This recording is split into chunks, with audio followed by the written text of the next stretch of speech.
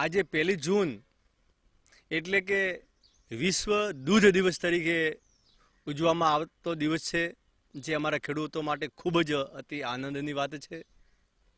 દૂધ એ મનુષ્ય જીવન માટે ખૂબ જ એક અગત્યનું પોષક તરીકે ગણાતું દૂધ ગણાય છે, જે દૂધ નાનપણથી માંડીને છેક સુધી જીવનમાં માનવજાત માટે ઉપયોગી થાય છે। દૂધ મનુષ્યનું પોતાની મા માટે ખૂબ જ ઉપયોગી દૂધ છે, તેવી જ રીતે પશુનું દૂધ પણ માનવજાત માટે ખૂબ ઉપયોગી છે।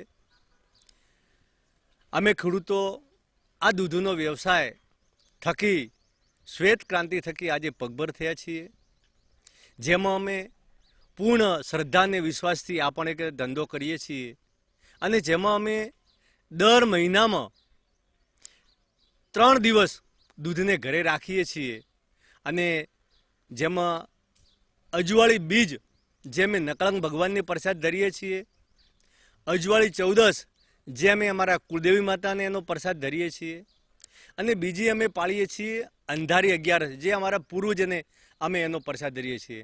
અમુક માણસો આઠમ ગોગ મહારાજની પણ પાળતા હોય છે, જેઓ અલગ અલગ રીતે પોતપોતાની માન્યતા પ્રમાણે એ તિથિ પાળતા હોય છે, ને એ દિવસે દૂધ ખરેખર અમે નથી ભરાવતા।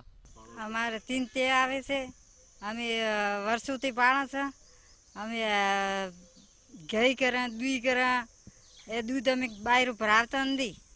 અમારે ઘરે કોઈ લેવા આવે તો જદી પૈસા બીજા લેતા નથી।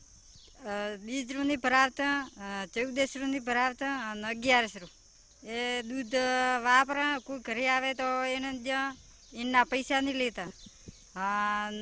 દી બનાવવા, તડકો કરે, છાશ બનાવવા। આજે બનાસકાંઠા જિલ્લાની અંદર બનાસ ડેરી દ્વારા બનાસકાંઠાના પશુ ખેડૂત ભાઈઓ માટે જો એક જીવનદોરી સમાન જે હોય તો એક જ આ બનાસ ડેરી છે। બનાસકાંઠાની જિલ્લાની અંદર બીજો કોઈ પણ કોઈ ઉદ્યોગ નથી, જેના લીધે બનાસકાંઠા જિલ્લાની અંદર તમામ ગામડાઓની અંદર નાનું ગામડું હોય તો નાની મંડળી, મોટો ગામ હોય તો મોટી મંડળી, નાની મંડળી હોય ગામની અંદર તોય 15 દિવસે 50 લાખ રૂપિયાની પેમેન્ટ કરવામાં આવે છે દૂધ ગ્રાહકોને, અને મોટી મંડળી હોય ત્યાં તો 2 કરોડનું થી 3 કરોડનું પેમેન્ટ કરવામાં છે। આ જો બનાસ ડેરીનો પશુઓનો જો દૂધનો ધંધો ન વધે તો બનાસકાંઠાના ખેડૂતો માટે આજના આ સમય મોંઘવારીના સમયની અંદર ખેડૂતોનું જીવન ધોરણ બિલકુલ નવી થઈ પોઝિશન થઈ ગઈ હતી, જેના લીધે બનાસ ડેરીના અને બીજું અમારી પરંપરા મુજબ બનાસકાંઠા જિલ્લાની અંદર ચૌધરી સમાજ હોય, રબારી સમાજ હોય, ઠાકોર સમાજ હોય, દરેક 18 કોમની અંદર જે દૂધનો ધંધો લીધે જૂના જમાનાની રૂઢિથી એવી છાપ છે કે પોતાના દેવોની અંદર 14 રાખવામાં આવતી હોય, બીજ રાખવામાં આવતી હોય, પોચમ રાખવામાં આવતી હોય, આઠમ રાખતી હોય, એ દિવસે એ લોકો દૂધ મંડળીની અંદર ભરાવતા નથી, જેના લીધે અમુક મંડળીઓની અંદર 1000 લીટર દૂધ ઓછું આવે છે। મારા પોતાના ધાંધરા દૂધ મંડળીની અંદર 14ને દિવસે 500 થી 600 લીટર દૂધ ઓછું આવે છે।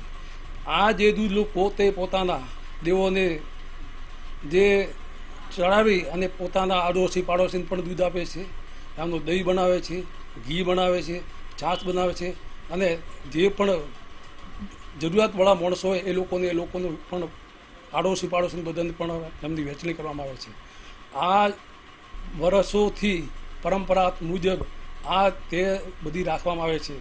આ દૂધનો ધંધો વર્ષોથી બાપ દાદાના વખતથી કરવામાં આવે, પણ હવે સમય બદલાનો છે, સમય સાથે લોકોને મારી દ્રષ્ટિએ પરિવર્તન થોડું કરવું જોઈએ, પણ અત્યારે જે દેવોની અંદર લોકોની થોડી શ્રદ્ધા છે, જેને લીધે ખેડૂત ભાઈઓ અને ઘરની અંદર બધા એમ કહે છે કે ભાઈ જે ચાલે એને ચલાવો।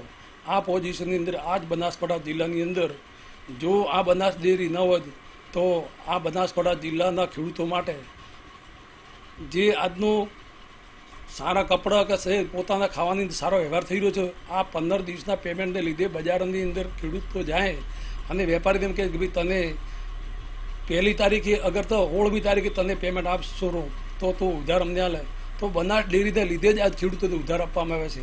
બાકી માર્કેટ યાર્ડની અંદર જ્યારે બજારની અંદર મંદી હોય અને ખેડૂતોને અત્યારે કપડાં પહેરવા માટેના પૈસા ના આવે, આજે રાયડા 1000 રૂપિયે 20 કિલો 1000 રૂપિયા છે। 3 વર્ષ પહેલાં આ રાયડાનો ભાવ 1400 થી 1500 રૂપિયા હતો। આ મંદીને લીધે ખેડૂતોનું જીવન ધોરણ દિન પ્રતિદિન મોંઘવારી વધી ગઈ છે, પરંતુ જે એનું રહેણી કહેણીની અંદર જે ફેરફાર થવો જોઈએ એની અંદર આધુનિક યુગ પ્રમાણે રહેણી કહેણી પણ ફરક પડ્યો છે.